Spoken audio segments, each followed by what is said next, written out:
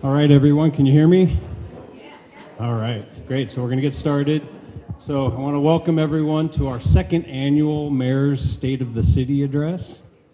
And last year, the mayor and I did this, and we didn't really know what to expect. We thought, maybe 4 people will show up. If we're lucky, 10. And I think we got about 40 people, right? Yeah, so that's why we decided to do it here this year, so we don't get in trouble with the fire marshal, because we would have been in trouble with the fire marshal last year had he shown up.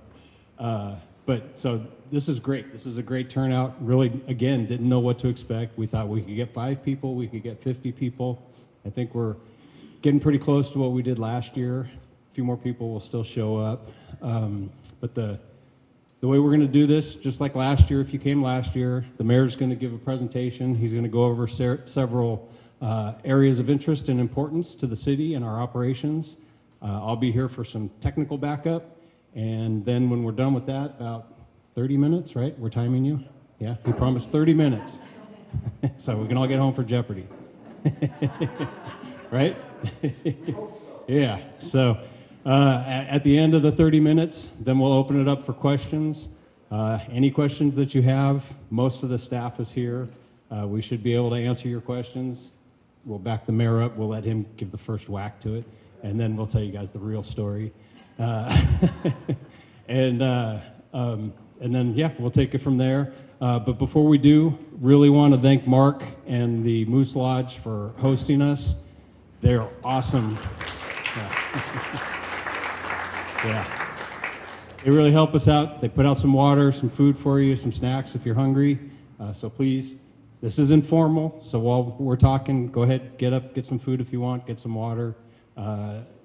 This is your small town. This is informal. We're a family, so don't be embarrassed to ask questions. Don't be embarrassed to get up and get something. So, and again, want to thank the staff who are here. They really made this thing happen. The mayor and I just get to get up here and look pretty for you all. And then I also want to recognize the council members who are here along with the mayor. We have Council Member Jeremy Halleck in the back. And Councilmember Mike Berger. And Councilmember Shirley is on vacation, so she couldn't make it. And I don't know if Councilmember Uwe is coming or not. Probably stuck in traffic. Stuck in traffic, probably. Car week, yeah. Yeah, because we don't have events in Del Rey Oaks, when the mayor and I scheduled this, it completely was not on our radar that it was car week. So I apologize. Thank you all for coming out. And without further ado, I give you Mayor Scott Donaldson. Yeah, thank you, John. In addition to the folks that John recognized, Supervisor Askew told me that she's on her way, so she'll be here during the actual presentation. Thank you so much for being here this evening. I know there are a lot of things going on, other competing events, and I just really appreciate you taking the time and being here. And I also want to thank the city staff and the folks here at the Moose, particularly Karen and Mark, for organizing everything and making this so nice for us tonight. This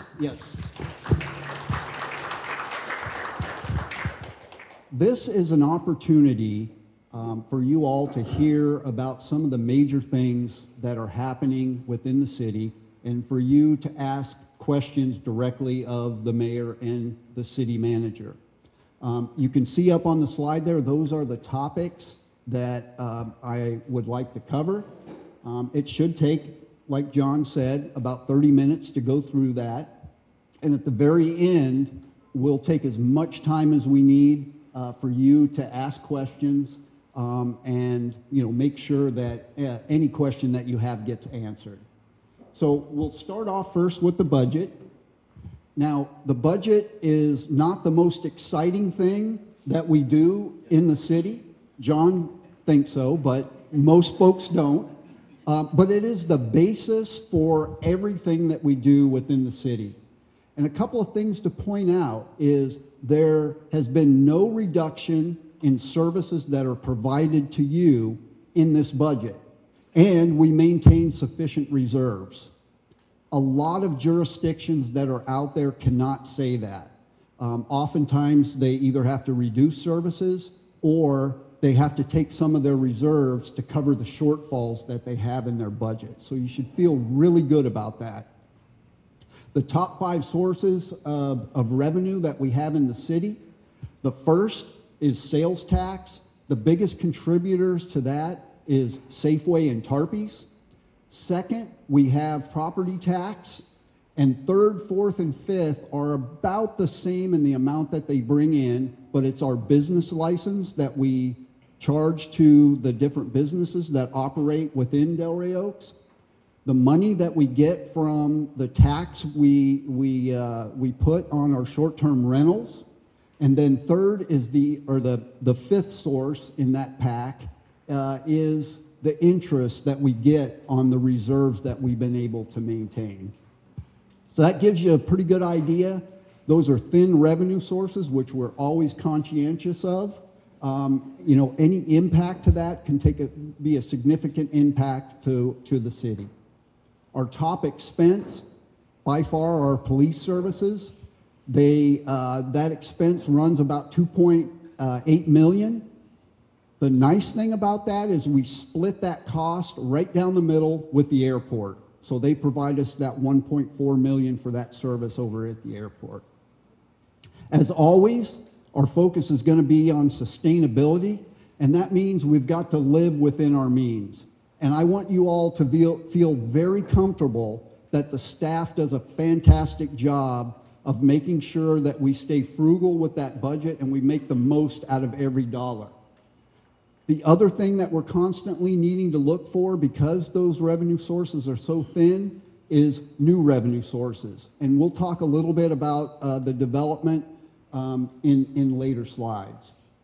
Some of the projects that we've been able to complete, you see that first bullet under projects, those are ones that we've completed. The Rosita project, the road, getting a permanent solution to stop that road from sliding down into the creek bed. The fire fuel reduction efforts that were done in Work Memorial Park and along our city park, and then the Cal-Am pipes that were replaced in the cul-de-sacs that run along Portola Drive. Some of the projects that we have on the horizon, the first one is City Hall, and within there are several small projects. Most of you probably don't know that City Hall is still on a septic system. So we'll need to go take a look at that and get that tied into the main sewer line that runs behind City Hall. There's a lot of erosion that has occurred in the parking lot. Essentially, that parking lot is starting to slide off that hill down into the parking lot. We'll be able to fix that. We need to make sure that the parking is ADA compliant. That's another aspect of it. And we'll have new fencing done around City Hall. So several projects coming around City Hall. Also, we need to make sure that the paths to our different pieces of playground equipment, the basketball court, has ADA access to those sites. So that's another thing that we're going to be working on within the park. And then the Adair stairway, which is across from Work Avenue, is in really bad shape, and we're going to repair that. So here's just a couple of pictures. If you look to the left, that's for the folks that live on the south side. You've definitely noticed that. That's our new Rosita Road as you head up the hill. And then on the right side, that's that area that we cleared during the fire fuel reduction efforts. And we were very surprised how much land was out there. So those are two of the projects that I had mentioned.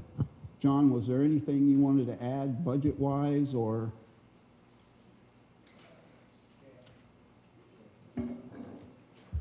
Just real quick to clarify on the budget for the City Hall parking lot project that the mayor talked about. Because we're frugal and we try to capture economies of scale and maximize the money that we have at our disposal, because we have a septic system and we're going to be redoing the parking lot because it's sliding down into the park, since we're going to be tearing up the asphalt and everything, now's the time to get rid of the septic system, which I guess, by the way, Karen remembers, she was here. We found, and the chief was here, apparently we found out that we were on a septic system when it failed about, 10, 15 years ago. And it doesn't make any sense because the sewer main is right below the hill running through the park. So it'll be an easy fix to run a lateral down and connect to the sewer main. And then do new fencing and all that. So capturing economies of scale instead of doing one-off projects. So that's it. Thanks. Thanks, John. The next thing I'd like to talk about are our committees. There are 4 of them, and you can see them at the bottom of the slide. The main purpose of those committees is to provide recommendations to the council. They don't make decisions. They make recommendations to the council where the council can take appropriate action. It's a great opportunity to receive community input, and really in a more informal manner. You know, it's not like being at a council meeting where things are more formalized. It's more difficult to get that dialogue going. So that's an opportunity where the community can really discuss issues that are within those committees. It adds transparency. It adds a second layer, another bite at the apple before it goes to the city council. The only committee that we have a set time for at this moment is the Finance Committee, but all of them only meet on an as-needed basis. So we just don't have meetings just to have meetings. Within the Finance Committee, we take a look at the budget as things change throughout the year. We need to make adjustments or update that budget. That's where we'll take a look at it and then ultimately make recommendations to the council to see where we need to adjust, where we need to allocate funding. Public Works, we have a list of projects. That's an opportunity to not only review those projects, but also receive community input on projects that maybe you would want to recommend, that you see that we might want to take on within the city. Parks and Rec, one of the things that we allocated funds towards in the latest budget is to get a consultant to come in and give us some ideas on how we can use those areas like we saw outside of Rosita Road, and some of the areas within Work Memorial Park and our city park. That'll give an opportunity not only to give recommendations to the consultant, but the consultant to also come back to us and tell us what those best uses could potentially be. Public safety, not only do we use that committee to review public safety procedures, but I want to highlight we've got a public outreach event that's happening on the 6th of September, and that will also involve Seaside Fire, an opportunity to come out and meet our police force and our firefighters, and learn about a lot of the things that they do. And Chief has pulled together a flyer that is available to folks. I see a lot of people already have it, but if you don't, we'll make sure that you get a flyer. John, was there anything you would want to add to that? Okay. Next thing. Is this going to be at City Park? Location? City Hall. City Hall. Okay. Another thing I'd like to talk about are partnerships. You might not know it, but within the city limits or adjacent to the city limits, we got 3 separate jurisdictions: the Parks District, Caltrans, and the airport. And my approach and the city's approach to those jurisdictions is to try and be the best neighbor that we can. And that goes a long way to resolving a lot of the community's concerns. And let me give you a couple of examples. The fire fuel reduction, not only did we do that in the city, but we initiated that with the Parks District. And they've been very diligent. Now it's become an annual thing to reduce that fire fuel that was on the back side of the houses in Carlton, along their fence line and adjacent to the Frog Pond. We are also trying to initiate with the airport to clear that fire fuel along the fence line that's on Rosita and the Oaks Condominium project. So we have received assurances from the airport that they're committed to doing that, and they've taken the initial steps to start to coordinate that. So hopefully we can get that process going just like we did with the Parks District. Maintenance. Parks District's been very responsive to maintenance issues within the Frog Pond, and I have to say that Caltrans has been pretty good too.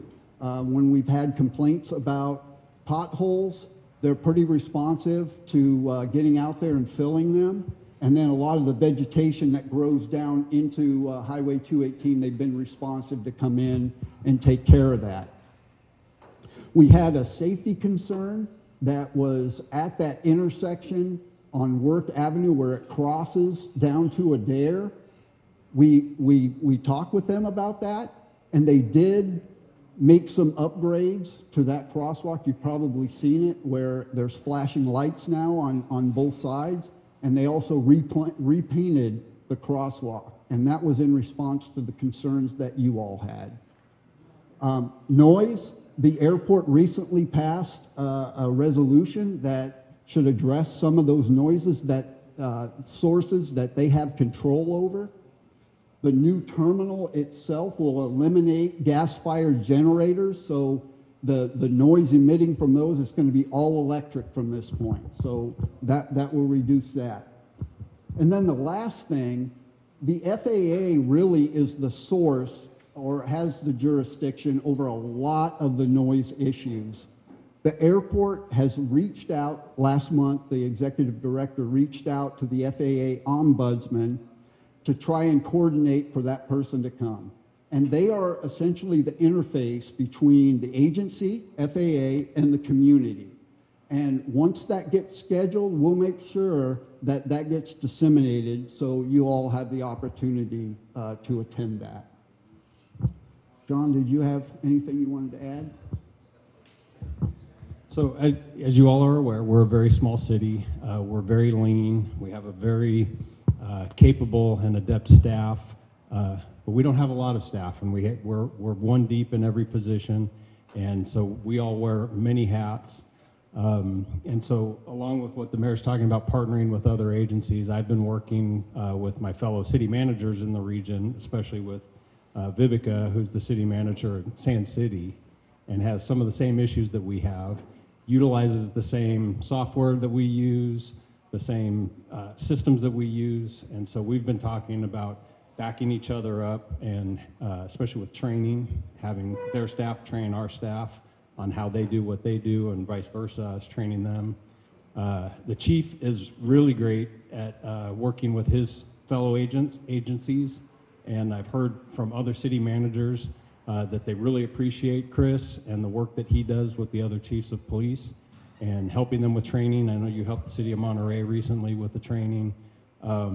We have a program that was brought to us through our insurance JPA to help bring down workers' comp issues and bring down other liability related things to help our insurance rates come down.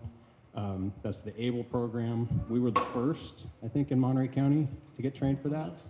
Yeah, and so we're the trainers now. So they were trained trainers, they got trained, and so now we're the trainers who go out and train the other police departments. So we're working on finding ways to share resources with our other sister agencies around here, because a lot of them have more resources than we have, and they can bring more resources to bear when we have issues beyond just standard mutual aid things. So it's a really good community around here, and the city managers all work really well together. The chiefs all work really well together. So we're just trying to expand that into a greater regional perspective so that we all benefit. Thank you, John.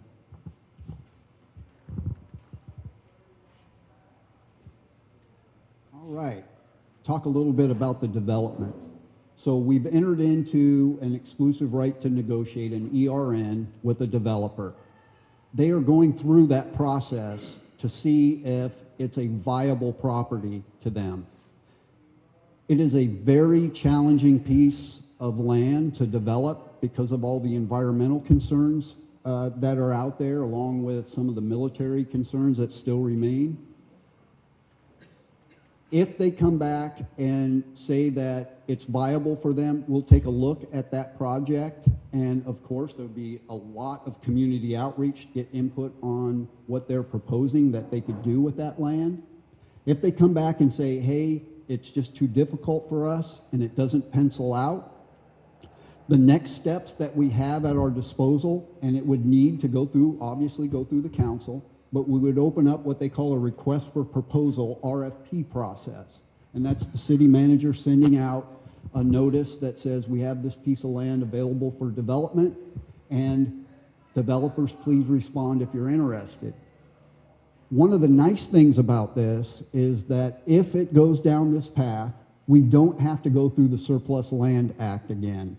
And what that is, it's a state requirement that we advertise to the state that we have a piece of land that's never been developed before, so that they can advertise it. And there's a certain amount of time that's involved with that. How long is it, John? It's 90 days that they're allowed to come back and respond before we can take the next step. So we've already met that. We don't have to do that again. And like I said, if that becomes a situation, we're looking at potentially sending that proposal back out. There'll be a lot of community outreach associated with it. Overall, the focus for any development is going to be community opportunities and revenue opportunities. We were given that land to provide us with revenue opportunities, and it just makes sense, particularly looking at our budget and how thin our revenue sources are. That's something for the long term we're really going to need to have to keep the city growing. The other thing that we need to focus on, we just recently as a council approved our housing element to be sent back to the state, and within there, all of our housing is designated to be built out at the former Fort Ord. John, I know you wanted to talk a little bit more about development.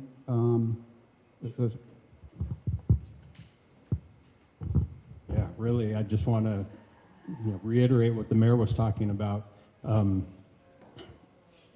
For our city to go forward and for us to be viable and sustainable, especially financially, development out on the Fort Ord is the best opportunity that we have. I'm always looking for new revenue sources for the city. Dino before me was always looking for revenue sources, and so on and so on. So we try to get creative and we try to come up with new revenue sources, but our opportunities are limited with what we can do. Development is our best option, but we want to be mindful. And so that's why, the mayor said, he said that I'm going to send out an RFP. I am, but with input from the community and direction from the city council. I'm not going to go out and do it myself. We want to make sure that we get a developer, assuming that the developer that we're working with now doesn't work out. We want to get a developer that's going to work with the community and listen to you all about what you want your community to look like, because this has the potential of doubling your city in size. That's no small thing. So we need input, we need turnout like this, and we need you all to tell us how you want your city to look going into the future. What's the acreage of that? 200, well, a little less than 250 acres. John, what's the timeline for the developer to get back to us? We're in that process right now. We're kind of coming. No, the ERN had a defined deadline. We've already passed that, but I don't want to end the conversation with them if it still seems like it could be potentially fruitful. But I think we're reaching a pinch point where they have to make a decision if they're either going to work with us and get something done, or we need to move on. So stay tuned, and probably in the next month or two we'll have more. Yeah. So, but this is a critical thing for your city. So please stay tuned, stay active, stay involved, and let your city council know your ideas.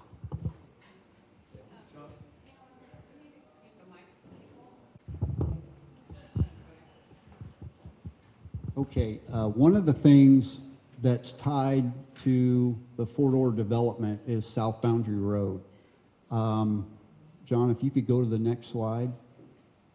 There's also a safety component with it. So South Boundary Road and the intersection there at General Jim Moore is a very dangerous intersection.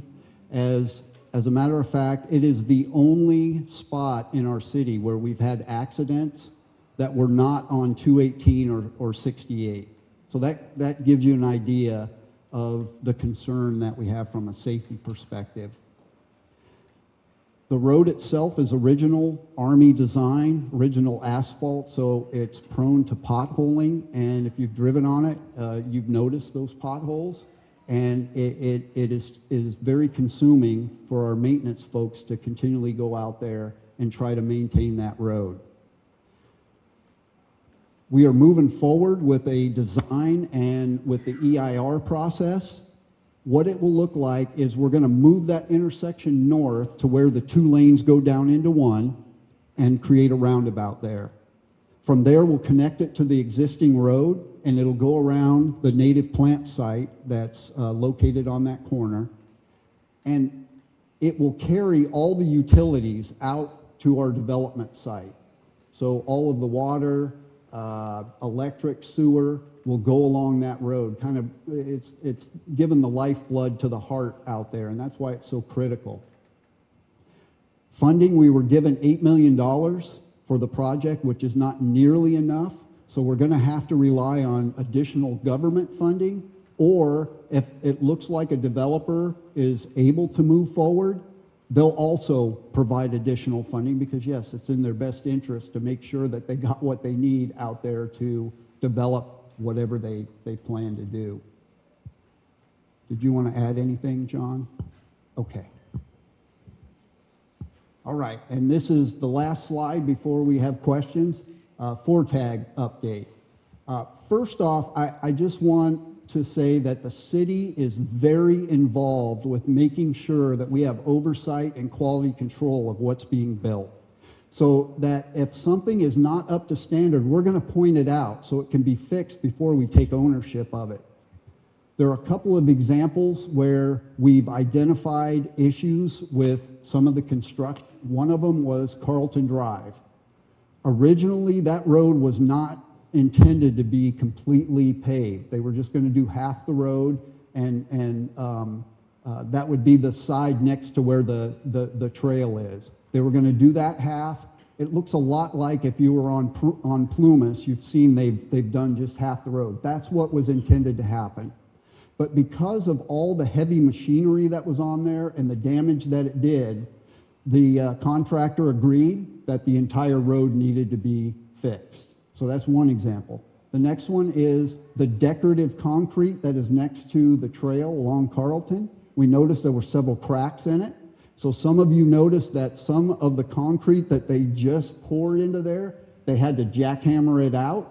Well, that was because we identified that, and they were going to go back and fix it. So those are a couple of examples. James Herrera at the Monterey Herald put out an article this morning that really did a good job of giving an up-to-date status on where the trail stands.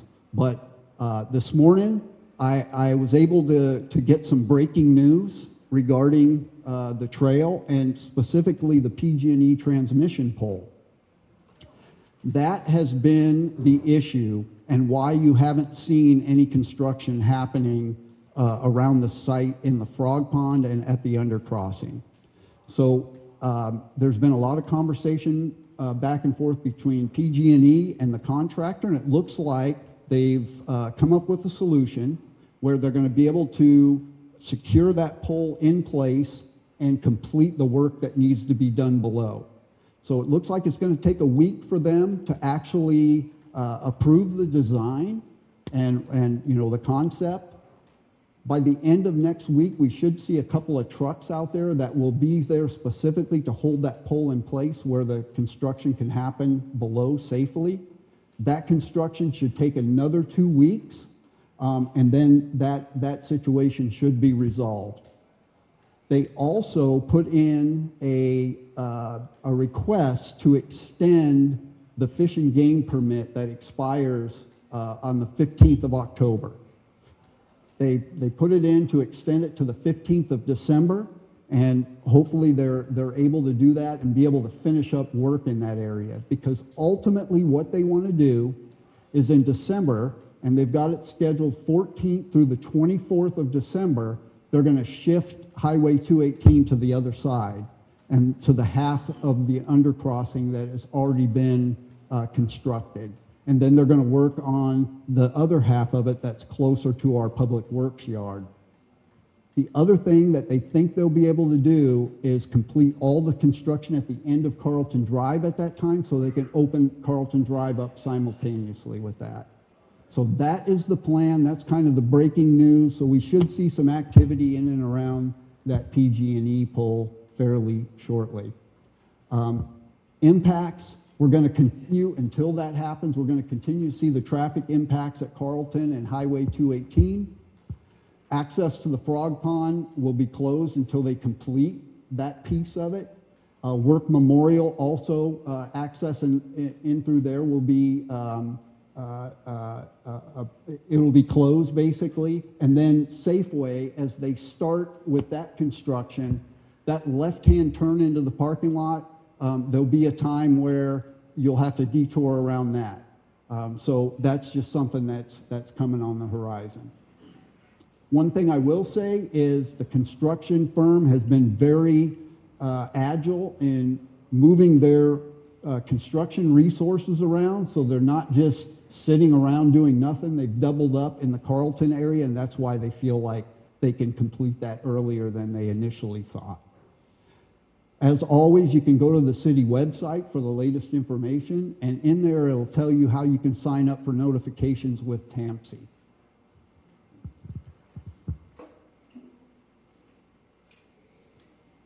Okay, so right there, two pictures of basically the long pole in the tent, which is this pole right here, the PG&E pole. That's the undercrossing from the other side, and you can see they pretty much completed it. It's hollow underneath there.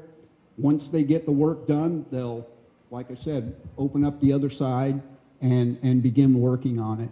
But I just wanted to give you that perspective and show you which power pole has been causing the issues for us over the past few weeks. Okay, before we get into questions, I just want to tell you that the state of your city is very solid, and we are doing those things that we need to do to keep the city moving in the right direction. And I just want folks to understand that and feel good about where your city is and where it's going. Okay, with that, questions.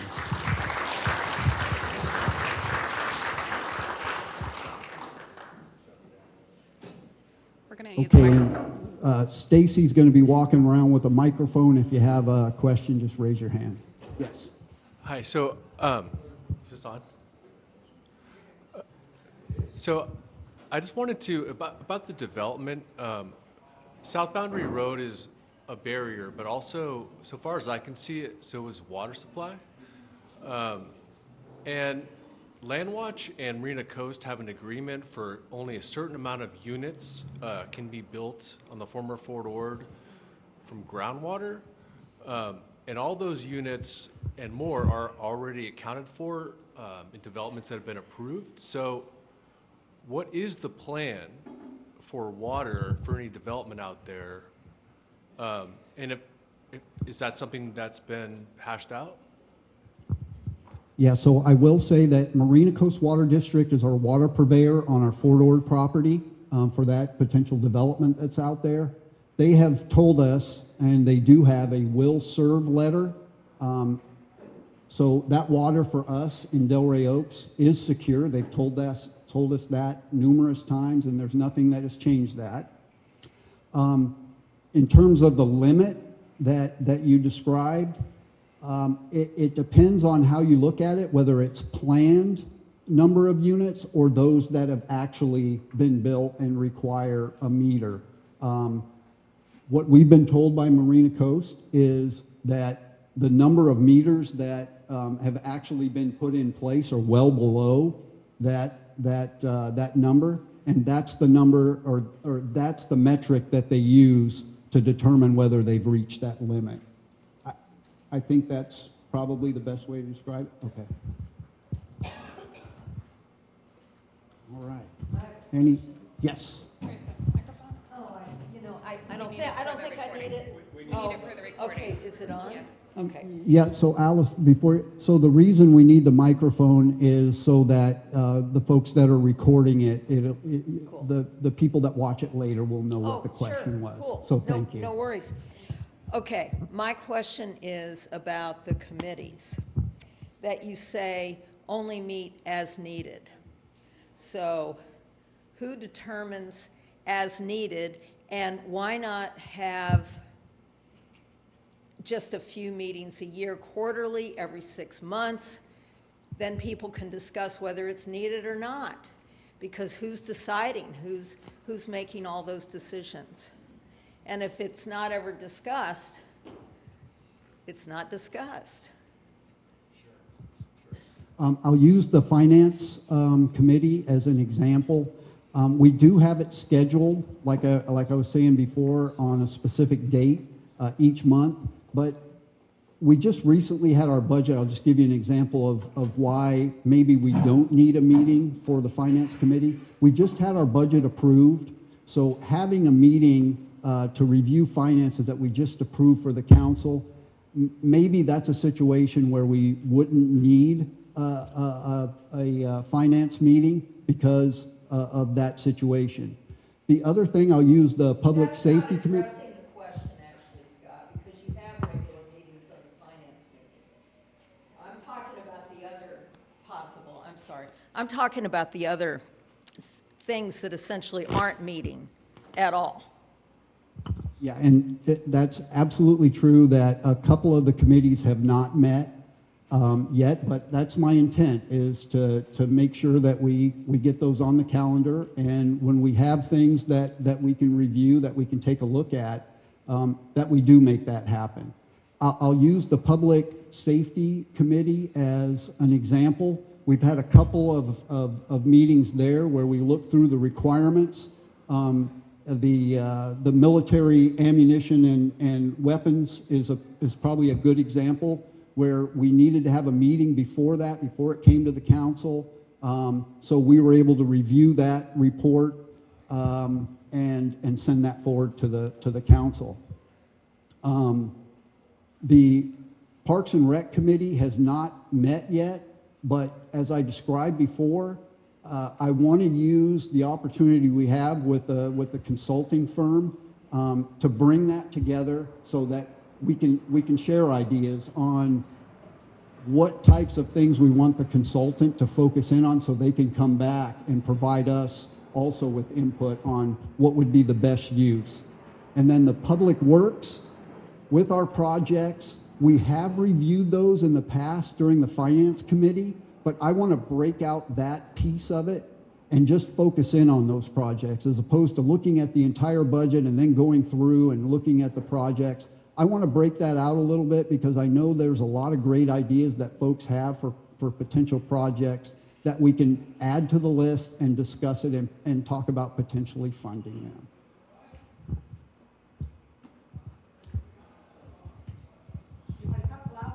No, we need it for the recording. We need it for the recording. Okay. My understanding is, maybe it's rumor, but my understanding is that it's already over budget for this Fortag project. Where is that overage going to come from? Where's that extra money going to come from? Okay, I am not sure if they're actually over budget at this point, but it's a valid concern. They have assigned a contingency to it that would cover any overages. I know they weren't able to work through this PG&E transmission pole issue, that they would definitely be looking at price overruns with it. Now that they got that under control, from what I'm hearing, they can cover any additional costs through that contingency that was already approved. But yeah, that's a great question.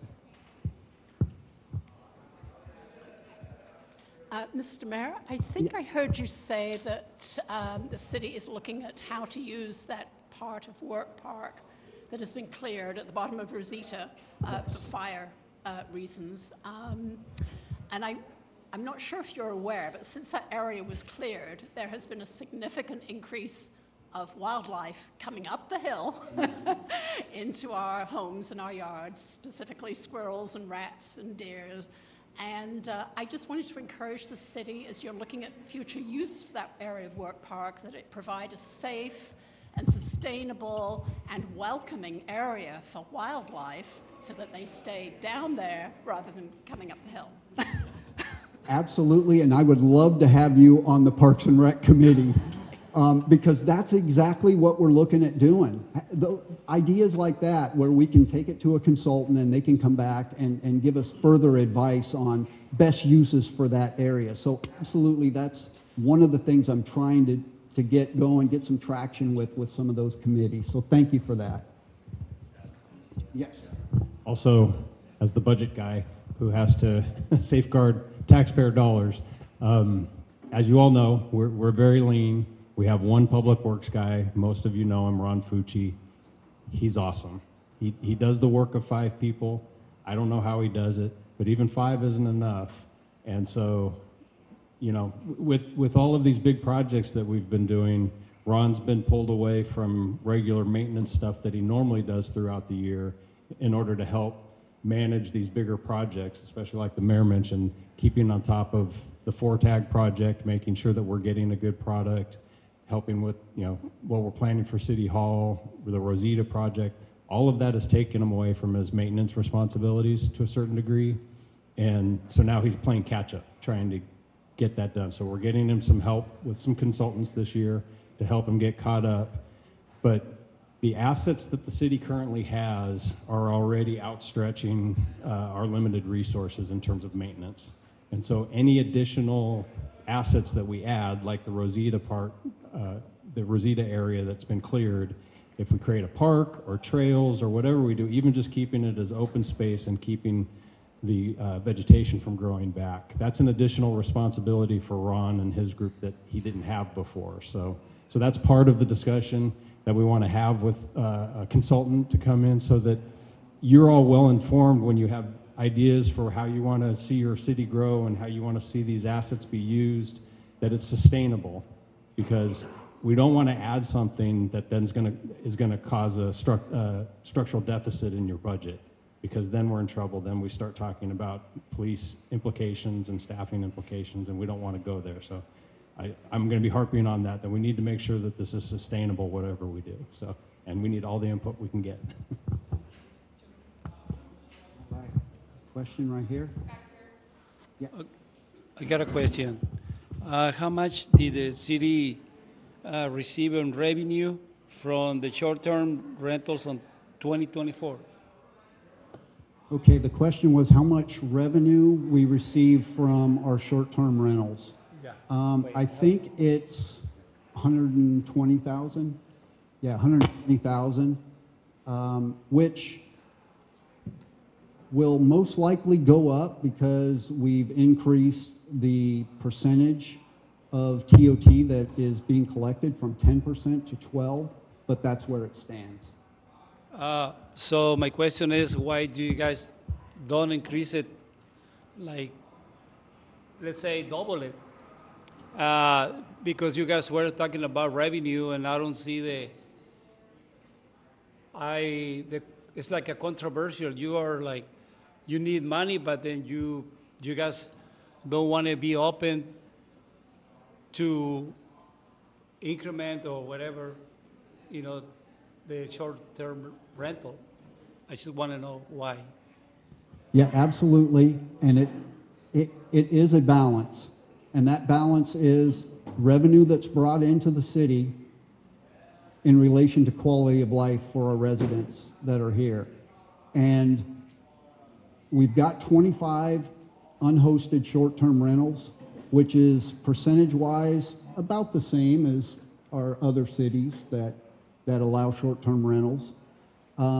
And from my perspective, based on the feedback I've received from our residents, I think we got it about right, that we're getting the revenue that we think we can get from the 25 and the few hosted short-term rentals, but it's not impacting our quality of life and taking away from housing opportunities for people who want to come here and live. So you're right, it's a balance.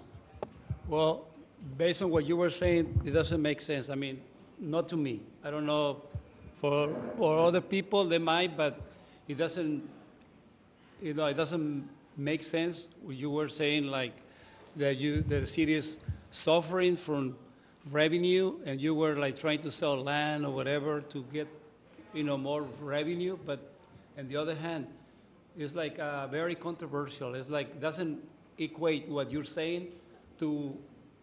I mean, I don't know if you listen to what you're saying, but it doesn't make any sense, honestly.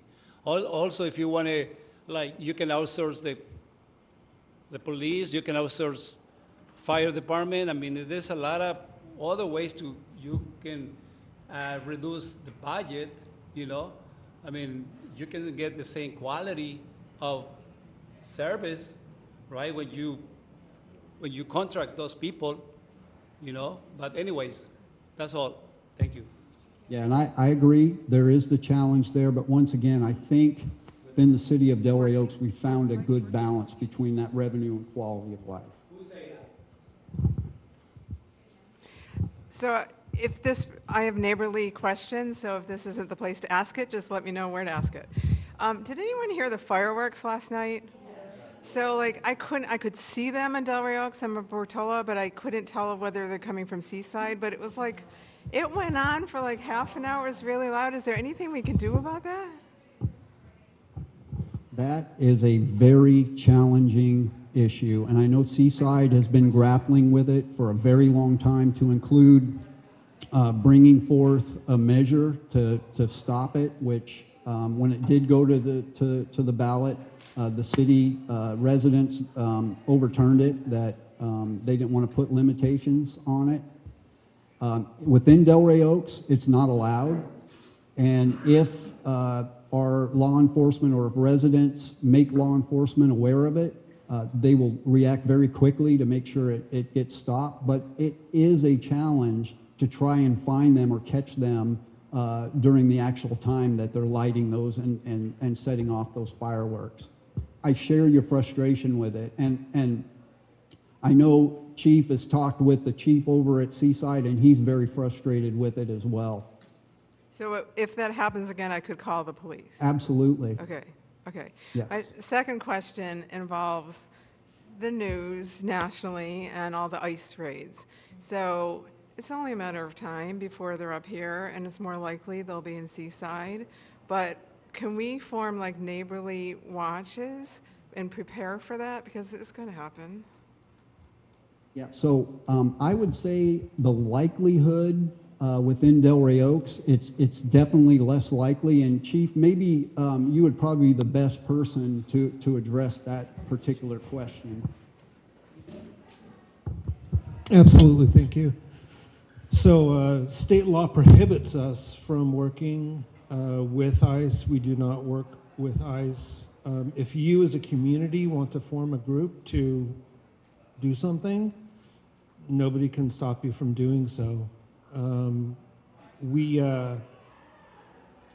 We're not going to help ICE at all, and we don't communicate them regarding immigration issues, and they don't communicate with us regarding immigration issues.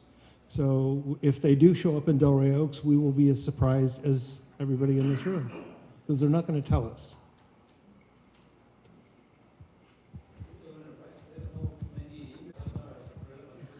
Yes. Yes, I first of all just want to say thank you to our police department, because I'm really glad we have the immediate response and see them cruising, which is wonderful. But my other question is, the land that was created from clearing the land there on Rosita, it looks like there's several lots or some kind of lower housing income or something. We can build a cul-de-sac there where we could create revenue right there, just a few houses or 4 houses or something, and create the revenue that you need. I know that it also puts expense to the city, but land is valuable. So I just was wondering if that has been considered. Yeah, to develop anything there would be extremely challenging just because of the cease and desist order on the water. So there wouldn't be any water available for that particular area. So that's probably the biggest issue that we would face up there. But once again, we did have that money allocated for that consultant, and I'm very, very hopeful they can come back and provide us with some ideas for use of that property, because I agree, it's very valuable. The other challenge that we have is it's within Work Memorial Park, and we potentially have issue with developing anything up there because of the requirements of Work Memorial. So in terms of potentially pursuing something like that, I would say it's very unlikely. Yes, Mr. Mayor, going back to the gentleman's question about transient occupancy taxes, how do we compare to Seaside, Monterey, Carmel in terms of that percentage? Because we have to consider competition. And if you raise that tax too high, you're going to lose, those people are going to lose some business to somebody else. That's the first question. I have another one. Okay. Our transient occupancy tax used to be 10%. In Carmel, it's 10%. We recently, through the ballot initiative, raised ours to 12%, which is in line with every other city on the peninsula except for Marina, and they're at 14%. Thank you. Second question has to do with what was it, the trailer park or whatever that out there. I can't remember now. With Monterey Peninsula Partners, are they still out there? I'm going to let the city manager address that, but I know water, once again, is a big issue, and being able to get the utilities out to them. But, John? Yeah, so they still own those properties. They bookend our property, so they have the property on General Gym and then property out by what they call the shark fin at the end of the property there, which is the RV park. They've tried to be creative to get utilities out there some way, shape, or form so that they could start to have RVs parked out there and start generating some revenue from their property, but also revenue from us. It's just too cost prohibitive. They'd have to be shipping water in and different things like that, and even just getting electricity out there was too cost prohibitive. So they're trying, they're looking for ideas. They've actually also reached out to some developers to see if there's any other potential uses for that property, but we're all kind of in the same boat out there in terms of the difficulty posed by those properties.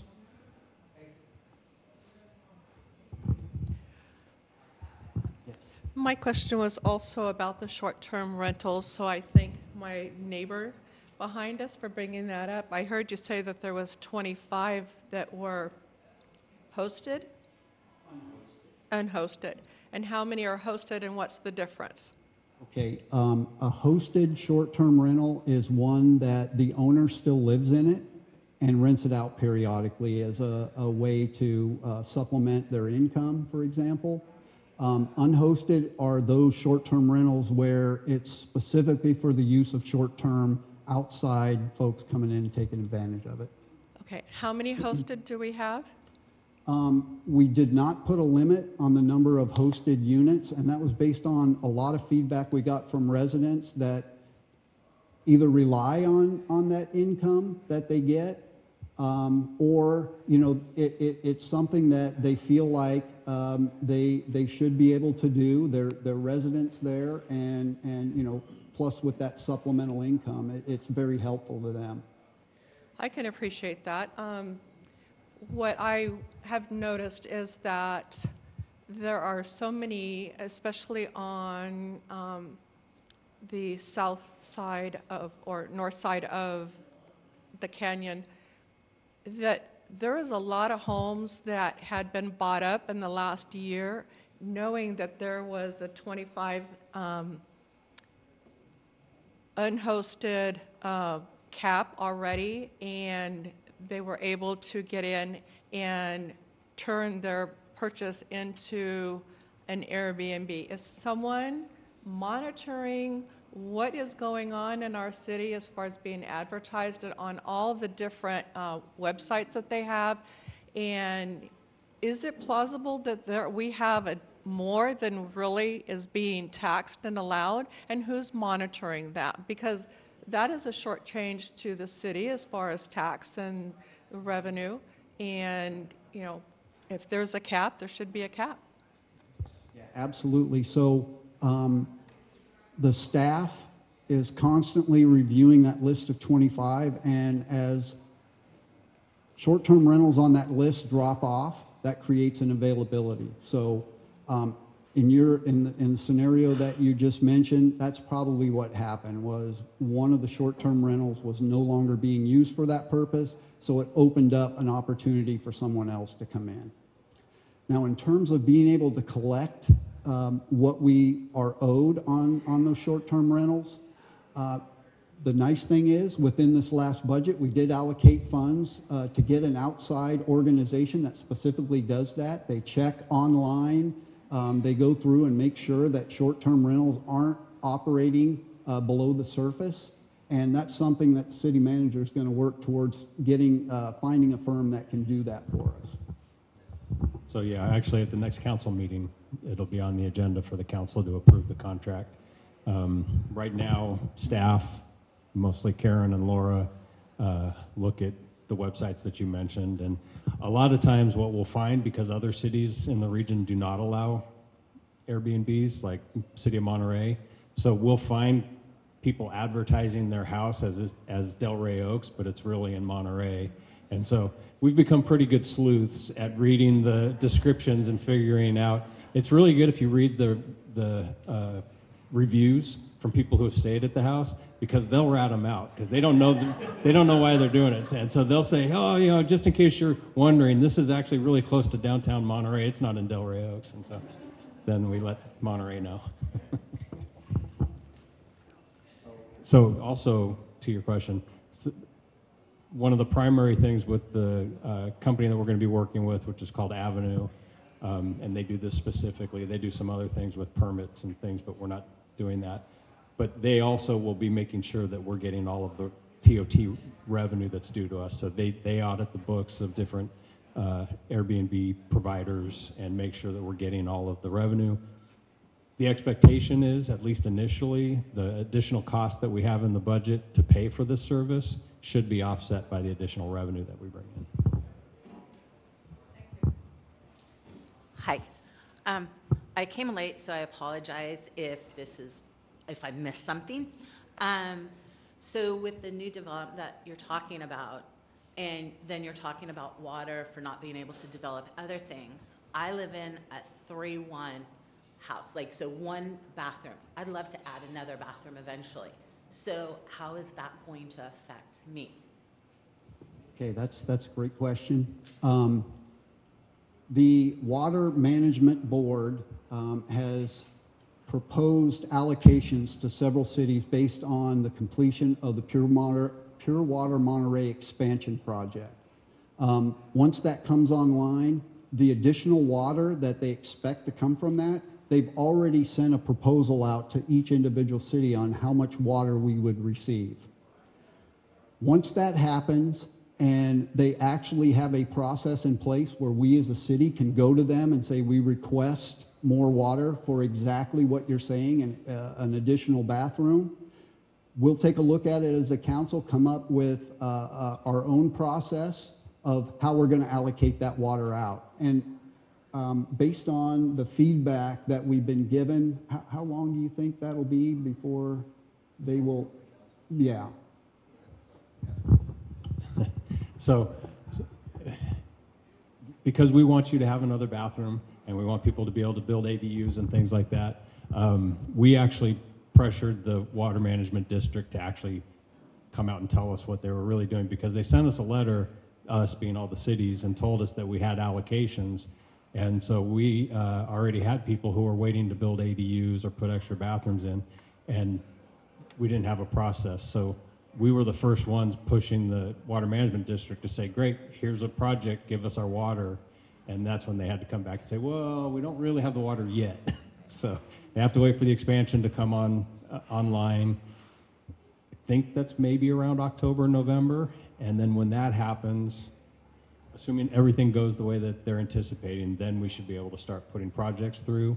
I don't want to waste the council's time or waste the planning commission's time or community's time talking about hypotheticals. So we're going to wait to see if this really comes to fruition and it's not tied up in court and all that fun stuff that happens around water in this area. And so once we actually have a plan and we're told how we can access that water, then we'll come to the city council and talk to them about, okay, what are your priorities? How do you want to allocate this water? Because it's a finite resource. So initially, we're getting 6 acre-feet, which is a lot for a city our size, but we can spend that.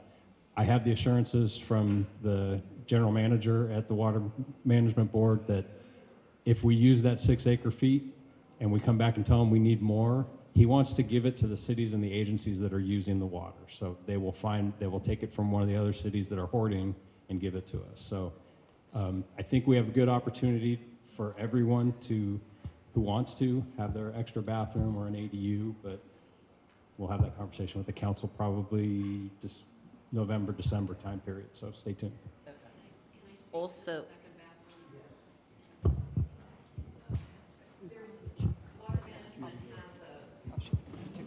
thank you. Hello. The second bathroom protocol is an acceptable use of water. So if you have just one bathroom, the water management approves a second bathroom. thanks, Karen. You're welcome.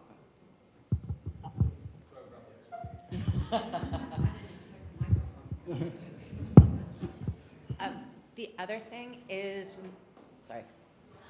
The other thing is on the rentals, the non-host rentals. How come, or maybe you did, it seems that in certain areas there's more pods, like in our neighborhood, in a small area, there are 5. And that changes the dynamics of our neighborhood, quite honestly. And I love it here, but it does change the dynamics.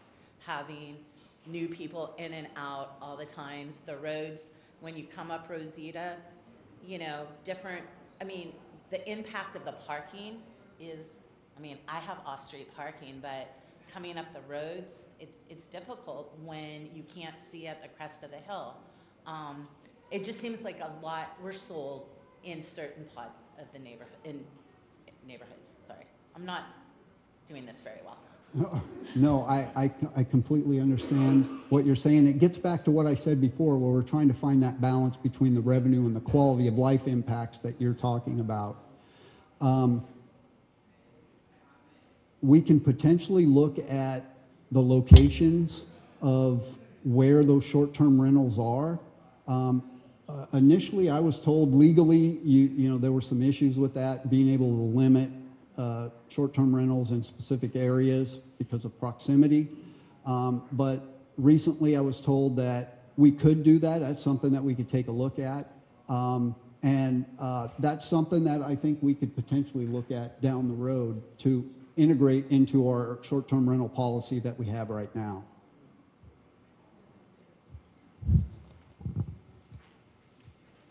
Now, Supervisor, are you taking questions too? Well, I was going to answer a few questions if I could, take the liberty. I just wanted to say thank you, Mayor Donaldson, for the invitation to join you and the city today.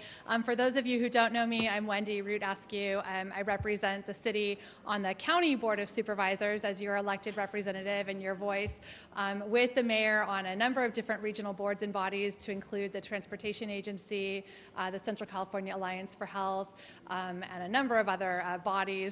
But wanted to just spend the evening here and say thank you for having me. And a couple questions that came up that I just wanted to weigh in briefly on. The question about the FORTAG project being over budget, I just wanted to provide assurance that if for some reason that project did go over budget, it's a transportation agency project that's tied to Measure X dollars. It's not a Delray Oaks budget It will not fall back on the Delray Oaks budget. That's something that would ultimately have to go back to the TMZ board.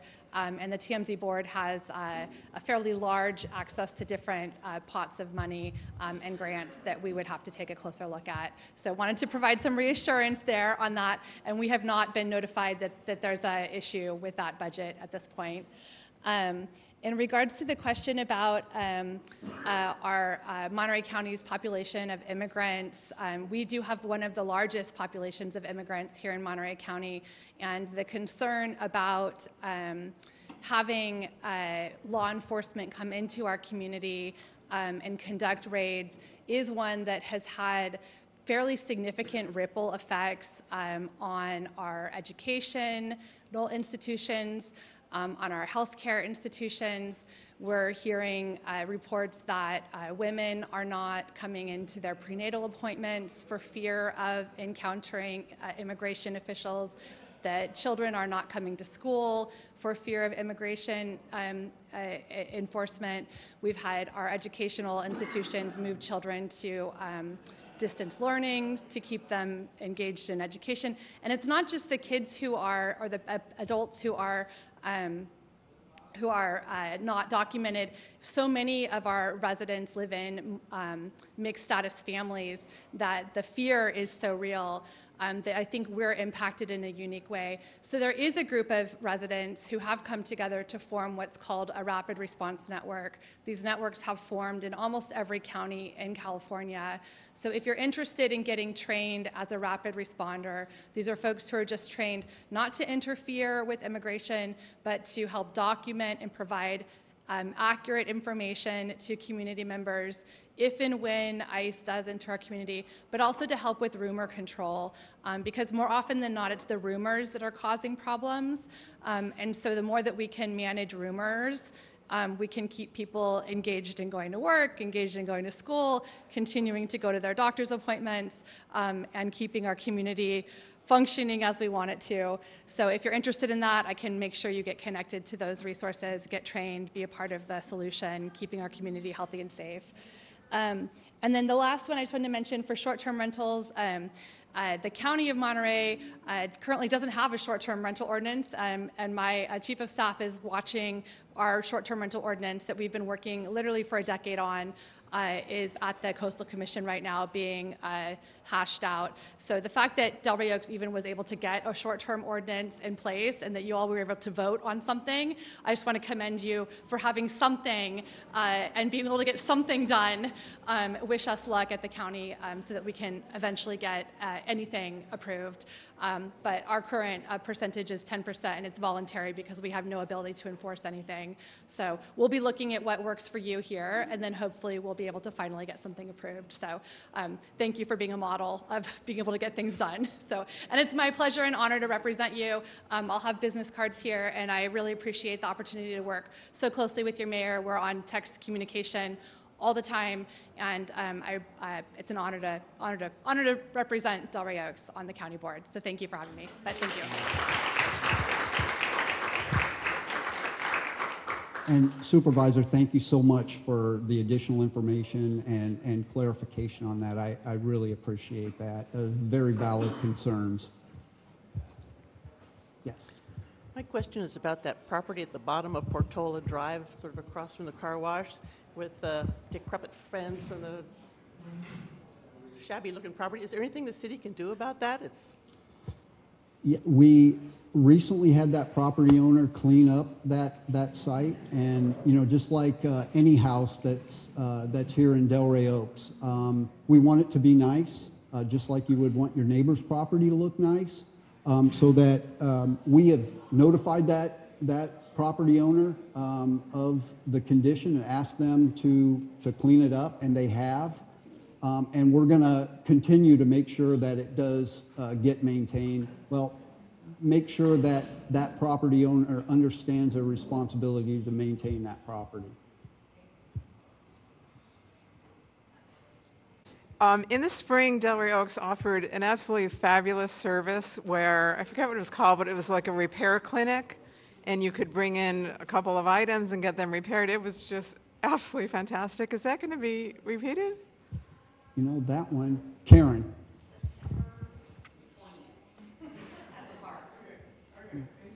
Uh,